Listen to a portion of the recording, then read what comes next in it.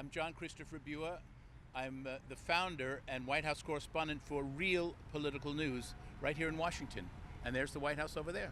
How long have you been a White House correspondent? How long have you worked in this sort of politics? Well, I worked for Bill Clinton. I came to Washington after working on Bill Clinton's campaign in 1992. And I moved here. I worked at various agencies in the federal government as communications director, and a lot at the White House. And then when Obama came, I moved into the White House and I started working. I worked for like 9 years with Sky News. I was their White House correspondent and senior guest producer, just like you guys. Yeah. Talk to me about this election. There's a lot of talk on the cable networks about the polls, and the polls have got it wrong. What's your assessment on that? Why did they get it so wrong? Because the polls always get it wrong. I don't get it wrong because I go with what I feel, for what the people are feeling and seeing. And I think the polls got it wrong because they thought, well, this is going to be a new insurgence, and it's going to be a woman. It's very positive, and Trump is basically a disaster, which he is. I mean, he's a convicted felon. He's a convicted rapist, and he's had no idea what he was doing for the first four years. However, he surprised him, and he put an enormous amount of energy, and he appealed to the men. The men really did it because Kamala Harris, who's super, she appealed to the young people and the women, and by doing that, she basically let out all the guys. And the average working class bloke, as you might say, who is killing himself and busting his you-know-what, says, nobody's in this for me. And they didn't calculate it right for the Democrats to really come out there and surge at the end. And she did a very good campaign, but unfortunately, Trump appealed to his base of which we call MAGA, Make America Great Again, and I call them his disciples. Really, they deify him. He is their Christ on the cross, and he even proves that when that attempted assassination, he took on the role of martyr. So there's a lot of stuff going on, but the only poll that matters is what happens on election day, and some of the votes are still coming in, but it looks like Trump is going to be the next president at that place back there. Leaving you to one side, is there a sense that DC as a whole gets it wrong? DC's perhaps in a bit of a bubble and they don't realise that there is this shy Trump vote? Well, DC is a very, very liberal place. When you say DC, the question is, do you mean the political Well, the class? people doing your job, yeah. Well, I think mainstream media likes to promote Trump because he's good TV. People will say, oh, let's see what the I won't say it. Let's see what he's saying now because he's entertaining. I think that's where they go off, because they think he's entertaining and they don't listen to what he does. Now, the thing is, he's promised to do everything. You know, he's going to put his wall back up. Mexico's going to pay for it. He's going to have concentration camps for the immigrants. He's going to get rid of them all. He's going to stop the war in Ukraine in 1 hour. I mean, you know, there's questions about that. Now, will he be able to come through on all of this stuff?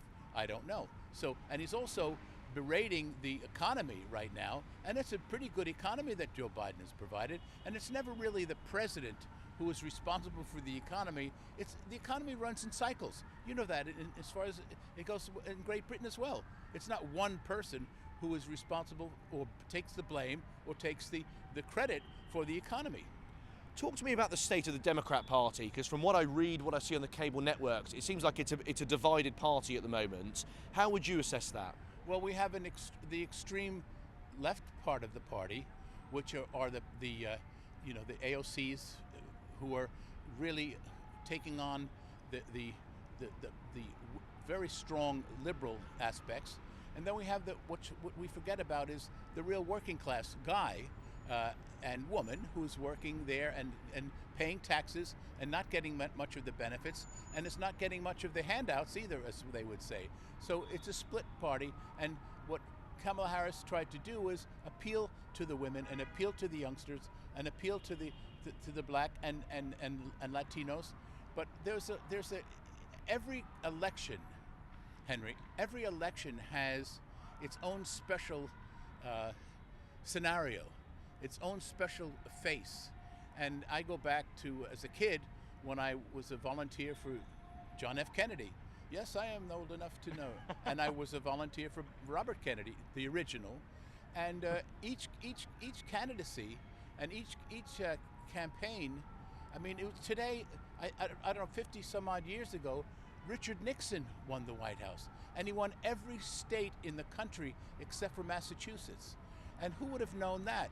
That's when Nixon ran against, I believe it was, well, I forget right now, but it wasn't Kennedy. Kennedy and Nixon were very tight, and Kennedy won that one. But when he ran later, he won all states. I think it was governed. He won all but Massachusetts. Last two questions, if I may. Joe Biden has been speaking at the White House Yes, today, I saw as you that. know. I just wonder what you make of his sort of general tone, general approach this campaign. Is there anger with him? Do you think he got the tone right? Well, I think he wants to show that he's an honest and decent man, and he did the smart thing. He did the selfless thing by pulling out and letting Kamala Harris take over and take the reins from there. Now, whether that was the smartest thing, I don't know. Should they have gone through another primary with that amount of time? I don't know. A lot of people said, again, this is very much a very misogynist country, still rather racist country, and the guys out there said, no, we're not voting for a woman. And that was a strong feeling that many voters had. It's not my particular point of view, but I think Joe Biden appreciated Kamala Harris and all the work she did, and I saw that today at the Rose Garden, and I think that we give him credit for what he's done, and we feel for him. You know, he's a bit older, but now let's remember the oldest candidate who's ever run is Donald Trump. He's by far, and remember, he's got someone waiting in the wings who can't wait for something to happen where Trump may have to just bow out or something else. We hope not, but this guy. J.D. Vance is just ready and willing to go, and I think that's why no matter what he said about Trump months ago, he was his boy now, and I think we're going to see him hanging in there and seeing maybe he can become president of the United States, which would be really quite a disaster. Last question. This might be a bit outside of your brief, but there's a lot of talk in the UK about Nigel Farage, who, of course, Reform UK MP. He's very close to Donald Trump. He's been out here. I saw him in Reading, Pennsylvania. He comes out a lot. From where you are, do you think that relationship is one way? Does Donald Trump care as much about Nigel Farage as Nigel Farage cares about Donald Trump? I did one of your competitors, I think it was GB News, and I think Nigel has a show on there, and I was on with Nigel. And he was actually, we had some fun, because I teased him a bit, and he can be charmed, as I can. And we had a little go at it, and I said, I like your talking points, Nigel. Did you get them in Mar-a-Lago, direct from your man Dunny? And he laughed, and we had a good time with it. I think he's very close to Trump. I think he would love to take on the mantle of a Donald Trump. I mean, we all know here, and if you're in business and in banking, that Brexit has been a disaster for American business, and I think Trump would probably like the idea of Brexit because it has a lot to do with nativism and the things that he stands for. But Nigel's an interesting character. I don't know how ambassador. Could he be ambassador to the? Oh, to the UK? Yeah, from the UK to the US. Well, that's not Trump's. That's not Trump. That's up to your prime minister. Yeah.